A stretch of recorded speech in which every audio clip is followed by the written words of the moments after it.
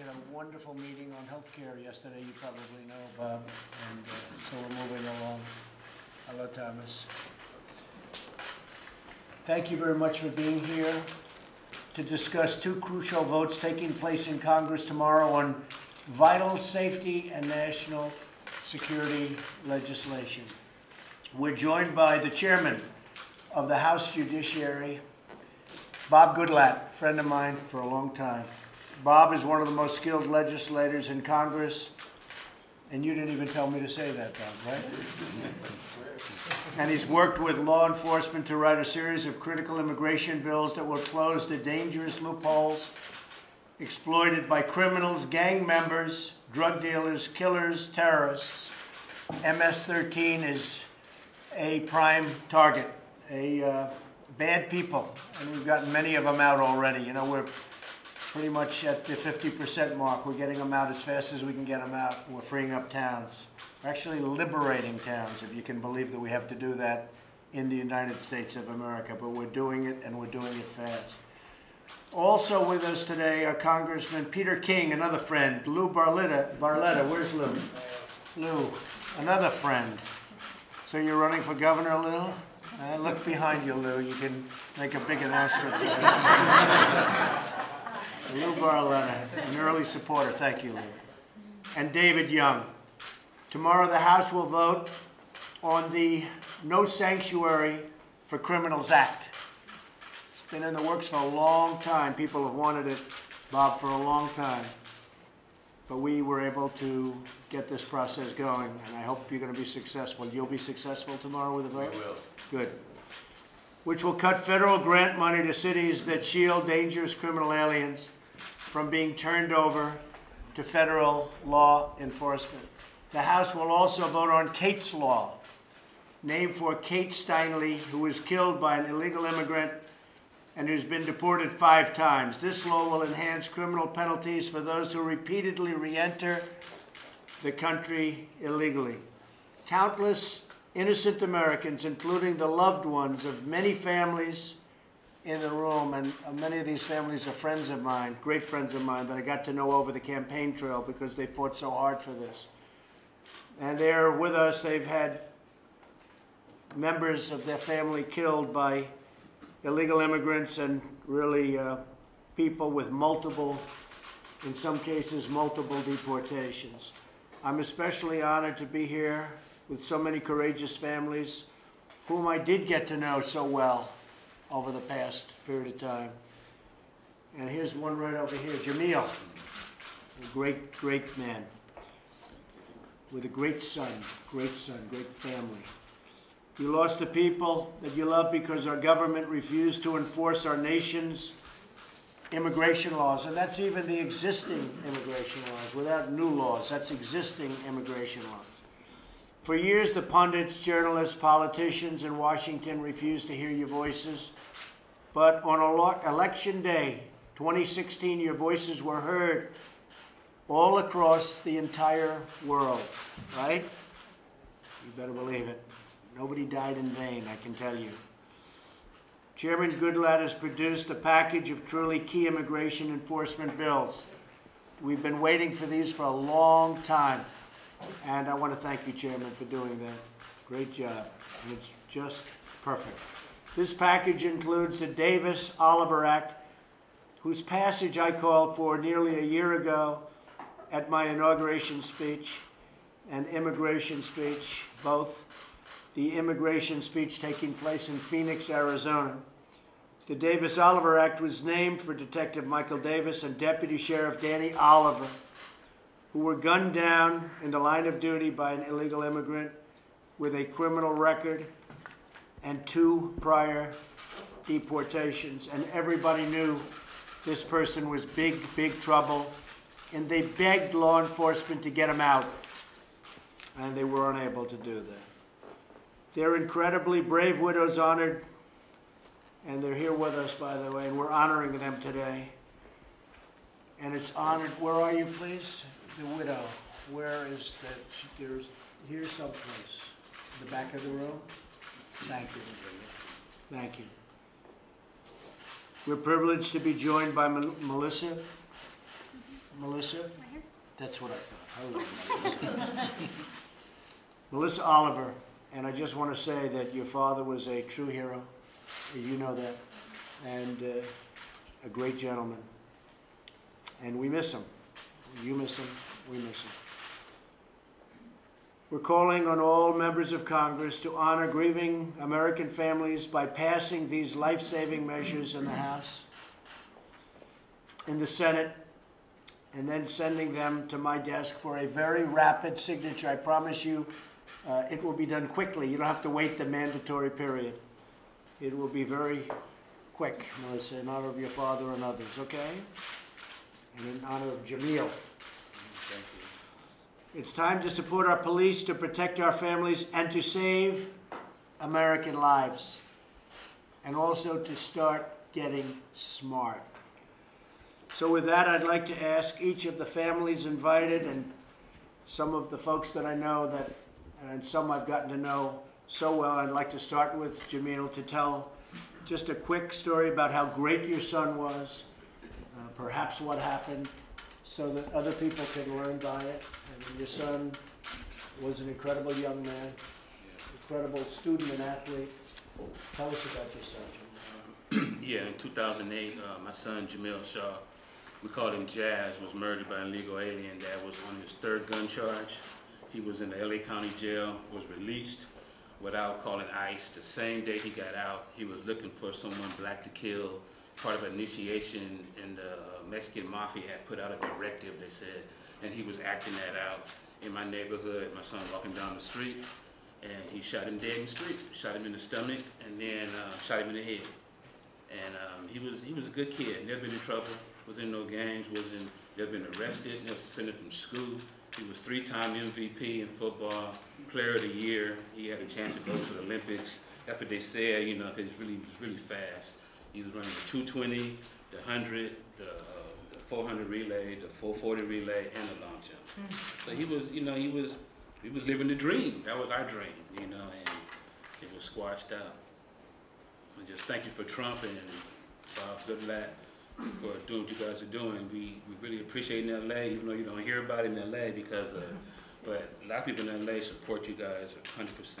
Thank you, Jamil. Yep.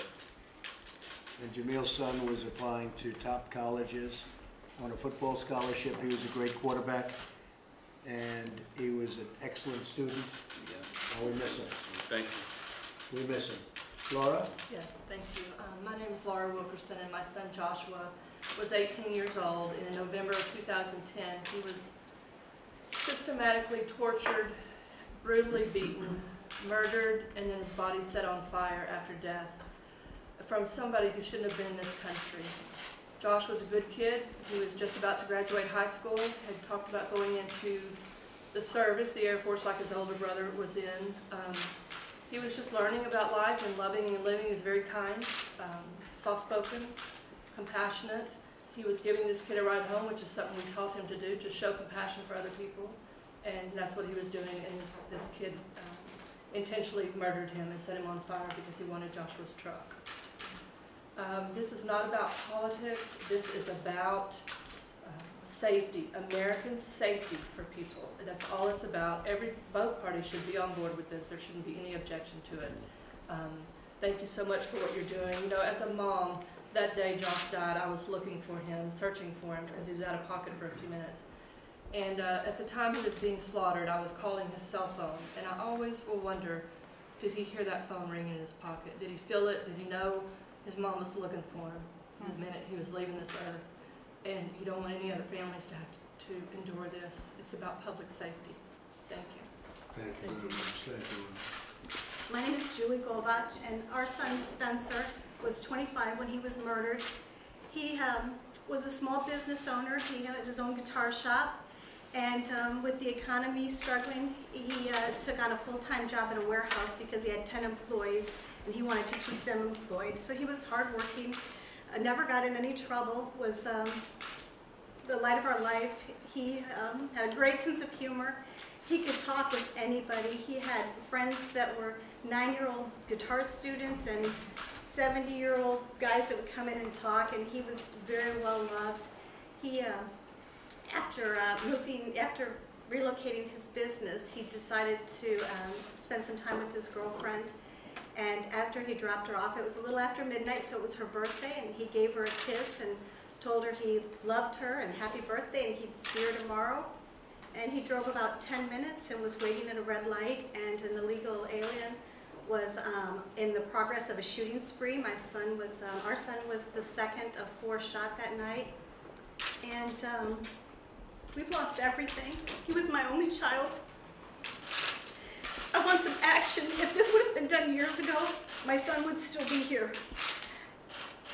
The person that shot him had been deported 4 times, was living and presumably working. We were never able to get a lot of detail on the person that murdered our son, and could just live and work comfortably in Houston, Texas, and that shouldn't have happened. I want action. I want some action so nobody else has to go through the loss that we feel. And while this guy was also in prison, he went to kill a rival gang member, and he could have received 20 years additional sentence, and he got the minimum 5 additional years. If they would have even given him half, it would have been 10 years, and I would still have my son. This is not anything you want anybody to ever go through. I want some action. I don't want anybody else in my family, and I don't want anybody else to feel what we have to feel. I'm just going to add this one thing to it. This killer had been deported 4 times. He had a 15-year rap sheet. Violent burglaries. The gun that he used to kill my son was acquired, and we now know, in a burglary 2 weeks prior to this. And he was just out fun shooting. And this is what some politicians in the country have decided is acceptable for us. It's not acceptable. While these politicians are sitting at home on the holidays, all warm and cozy with their families, most of us are at the cemetery. Okay. And it's just not acceptable. Thank you. My name's Mary Ann Mendoza, and my son, Sergeant Brennan Mendoza of the Mesa, Arizona Police Department, was a wonderful son, an amazing man, and an incredible police officer. He had been given a job to clean up a south of town area. Drug dealers had overtaken a neighborhood. He became a modern-day beat cop, met everybody in his beat door to door. They invited him in for dinners. He checked in on the elderly. He cleaned up the park. As you drive by the park now, families have now reclaimed this area, and they have barbecues, they have kickball games, they enjoy the park. And Brennan was on his way home on Mother's Day, May 12, 2014, from work after protecting his community.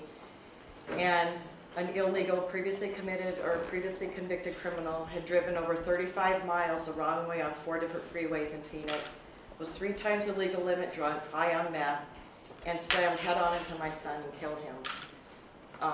My world has been devastated since, and what I've learned, not only about the fact of the rampantness of illegal criminals allowed to stay in our country, is that the leniency of our court systems, the very crimes that American citizens commit and are held to the highest degree, these illegal criminals are given half the sentences. Their felonies are reduced to misdemeanors.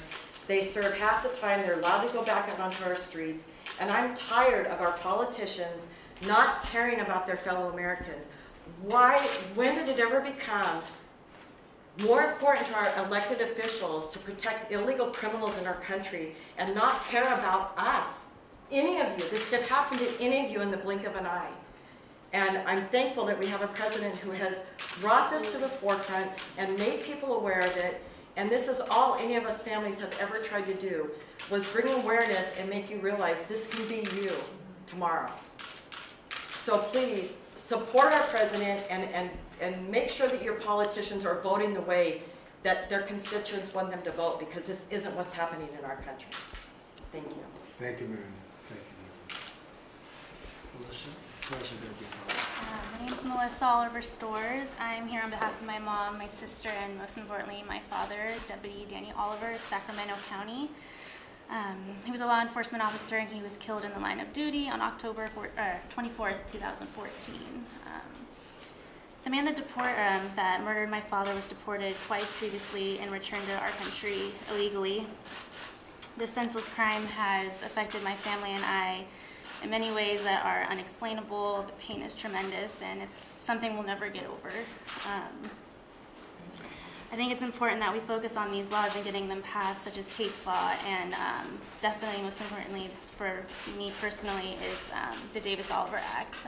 We need our law enforcement officers to have more information about these people that are in our country illegally, and so we can go ahead and get them detained, and so this can't happen to another family. A little bit about my dad. He had a heart of gold. He cared about everyone. He put everyone before himself, no matter what, whether it was me, my sister, my mom, and all of our other family members. He did whatever he could to keep us all together. He worked hard in his communities to make the worst high crime rate areas just feel a little bit safer. He did everything he could, and there's communities out there that still think of him and bring it to our attention that they're still thinking of him. And that's what's most important to us, is we don't want him or any other victim to be forgotten. So I know that that's definitely something that we all need to focus on as a country, and I think we'll just continue to remember them, and we'll never forget any of the victims. Thank you very much. Juan? His name's Juan Pina. My daughter, Christy Sue Pina. She was murdered, she was strangled, stabbed, raped, sodomized. Her nude body was thrown in an artichoke field in the middle of winter. The person that did this, back in '87, he had kidnapped another 14-year-old girl. He tortured her, got put in jail, $50,000 bail, $5,000. He got out, went back to Mexico. This was in July of '87. In September, he came back. He kidnapped another one. Did the same thing, made just a little bit worse than the first one. Got put in jail again.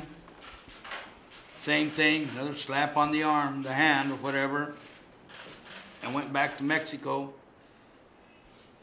Came back in '90, February the 8th. They found my daughter out there in an artichoke field. And he took off. They didn't catch him that time. He left, but they had an idea who it was. A few months later, he came back, tried to kidnap a little 12-year-old at 7 o'clock in the morning on her way to school. The system, would have kept him the first time for what he did. I mean, he kidnapped, raped, everything. I mean, you don't get out. But I've gone round and round with the district attorney there in our county, and we don't see eye to eye in a lot of stuff. They wanted me to keep my mouth shut about a lot of things, but I don't. I'm my daughter's voice. And what I think that Mr. President here is trying to do is the best thing ever. And if you need a pen with a lot of ink, I got one of those too. And I'm all for everything that you do. We gotta put our people safe, just like they said over there. They protect them. That's not right. Americans first. Americans first. And that's not what's happening. Especially, I'm from California, so California, we're fighting. We're fighting. Believe me, they're so turned over there. They don't know which way they're going, but they're not going the right way. And they're against us totally, and we got to fight them with everything we got. And we got to get all these bills that he wants passed, got to get them passed soon, not later, now. And I thank you very much. Thank you, Juan. Beautiful. Thank you. Hi, I'm Michelle Root. My daughter Sarah Root was killed January 31st of 2016. She had just graduated from college with a 4.0. She was coming home after celebrating with some friends and stopped at a stoplight, and an illegal alien hit her going 70 plus miles an hour. He was drinking and driving, underage, street racing. He killed my daughter. She was considered brain dead on the 31st, so we always say that was her death date. She was an organ donor because she was such a giver. So her actual death date on her death certificate reads February 4th. because that's when her organs were taken.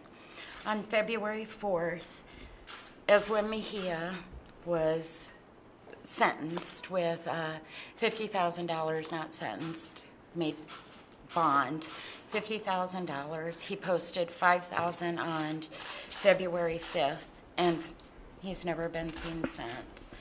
This happens so often. In 11 weeks after it happened to Sarah in Omaha, Nebraska, it happened to another family. Another illegal alien hit and killed somebody while drinking and driving.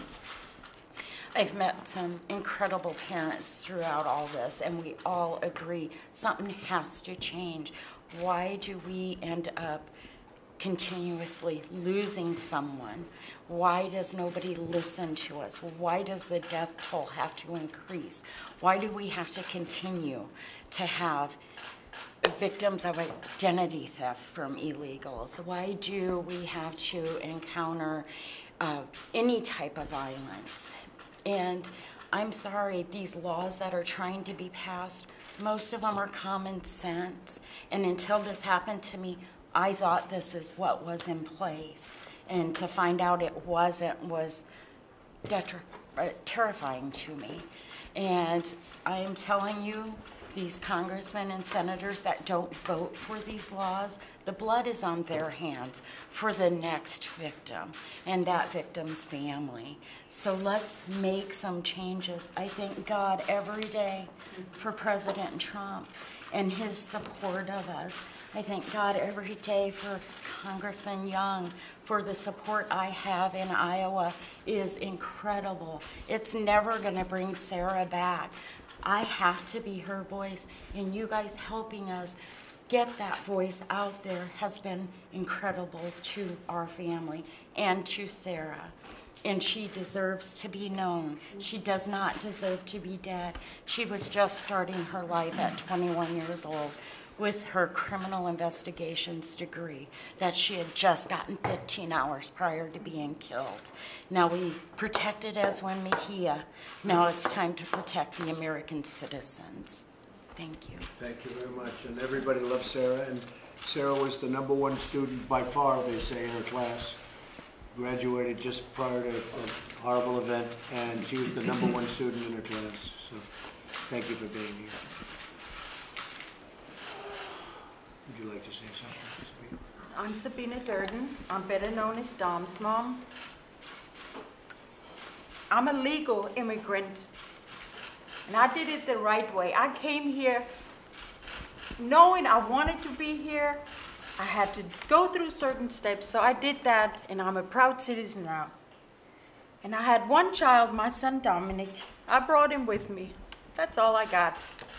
He was my only child. He was a funny man. He was working for the sheriff's department in Riverside as a 911 dispatcher, wanted to become motorcycle officer and then end up in the helicopter unit for Riverside Sheriff's Department. Never had any problems with my son. He was my best friend, my only family here. I have no family left. And on July 12, 2012, an illegal from Guatemala with 2 felonies, previous deportation, 2 DUIs, always got probation for it, never really served any time, didn't think our laws mattered, didn't care, turned his truck uninsured, unlicensed, unregistered again, turned it in front of my son and hit him so hard that he threw him in a wall, broke his neck and killed him instantly. The guy tried to run away, but some Marines were behind my son and they stayed there and kept him there. And the first responders were my son's friends. They had to see his mangled body. The judge and the DA told me, don't worry, we got you your back, we're gonna fight for Dominic, and told me not to go to trial. They lied to me. So we went in front of a judge that already given the killer a deal. Gave him a misdemeanor without gross negligence. And somebody that wasn't supposed to be in this country, that had no right to be here, that had previous chances to leave, to stay out, and they had chances to keep him locked up, received 9 years, 9 months, and 5-year probation. and he served 35 days. If any one of us hurt somebody, steal something, we get more time than that. And Mr. President, since I had no family left, I wanted to commit suicide. My fiance didn't know. I wanted to go. I wanted to be with my son. And on June 16th, when you came down that escalator, and you mentioned those words, illegal immigration, I was walking through my living room and I dropped to my knees. Because it was my little sign from God, you're not doing anything, you stay around. And then a month later, I met you personally in Los Angeles, where you were the only one that ever met with us and became our voice. So you're not only my hero, my president, you are my lifesaver. I wouldn't be here without you. Thank you. Thank you very much. And we need to pass these two laws. They need to be passed in Senate. And I want to end with this. Like Michelle said, anybody who votes against or doesn't vote on these laws that protect your families, your future generations, your grandkids. I have no grandkids. I will never have any. Sign these laws. Protect our people first. Let Americans be first, and don't worry so much about others. Americans first, your children first, their future first. Stop wasting time. Sign these bills, please. Thank you. Thank you. Thank you very much. Okay, thank you all very much. Thank you. Yes, good. Steve, go ahead. I'm Steve Ronobeck. My son was Grant Ronobeck. 21 years old.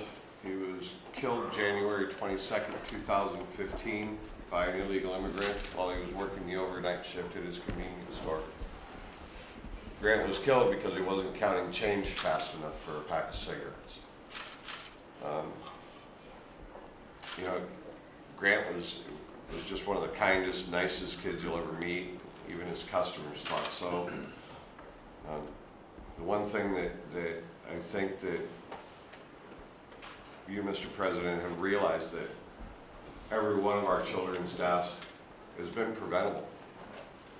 All the deaths of our loved ones, these are preventable. And Mr. President, Chairman Goodlatte, I think you guys realize that, and that's why you're doing what you're doing, and I want to thank you both for what you're doing. Passing these laws is instrumental. I don't think I would wish the devastation that we felt every day on anyone. And you know, again, when your child's death was preventable, it's even harder than if they were to die from cancer or something like that. It rips part of you away that you'll never get back. So I want to thank you both for what you're doing and everything you have done. Thank you, Steve. And the fact is, you're right. They were all preventable, every one in this room. Totally preventable. And I appreciate you very much being here. Thank you very much. And thank you to all. Thank you all. Thank you very much. Thank you.